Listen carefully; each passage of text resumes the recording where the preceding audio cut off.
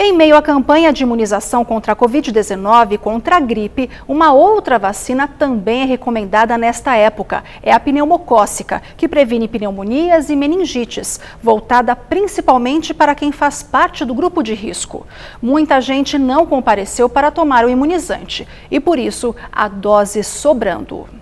A vacina pneumocócica é chamada VPC-13 da Pfizer. Ela tem esse nome porque protege contra 13 tipos da bactéria causadora da pneumonia.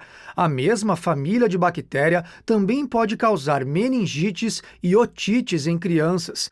O Ministério da Saúde ampliou o grupo de pessoas que podem tomar a vacina de graça pelo SUS porque houve pouca demanda em decorrência da pandemia do novo coronavírus.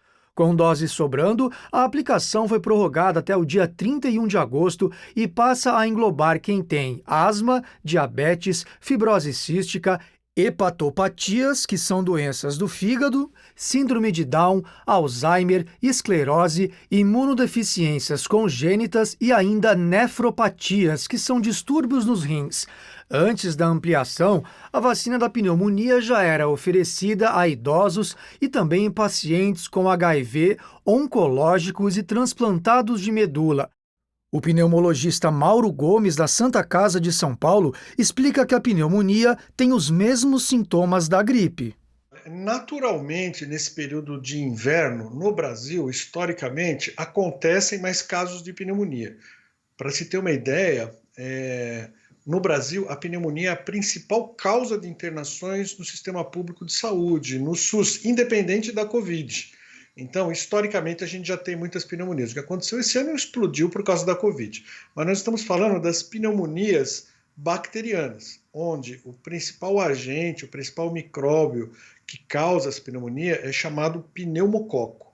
A vacina da pneumonia não é oferecida nos postos de saúde que a gente conhece, mas sim nos centros de referência de imunobiológicos especiais, os chamados CRI. Se no seu município não tiver uma dessas unidades, o médico pode fazer uma solicitação e aí o CRI estadual envia as doses e a pessoa pode tomar no posto mesmo.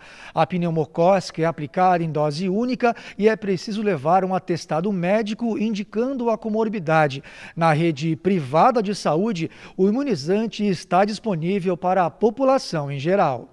O pneumologista lembra que quem já tomou a vacina da Covid tem que esperar 15 dias ou tomar a da pneumonia 15 dias antes. Ele lembra que nem a vacina da Covid nem a da gripe protegem contra a pneumonia.